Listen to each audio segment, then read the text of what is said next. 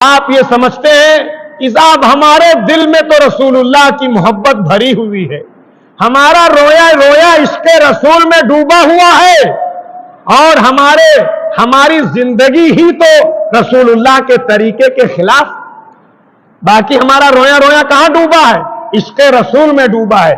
یہ فراد ہے، یہ دھوکہ ہے، یہ شیطان کی چال ہے، یہ شیطان کا داؤ ہے۔ آپ کے دل میں جس کی محبت ہوگی آپ اس کے طریقے کو فالو کریں گے، یہ فیکٹ ہے۔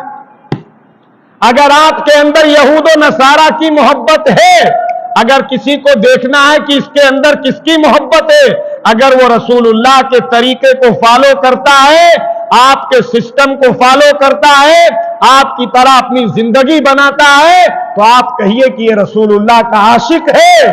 اور اگر وہ دیکھنے میں یہودی لگتا ہو، دیکھنے میں نصرانی لگتا ہو، اور دیکھنے میں مجوسی لگتا ہو، دیکھنے میں ایک غیر کی طرح ہو، تو آپ کہہ دیجئے کہ اس کے اندر رسول اللہ کی محبت نہیں۔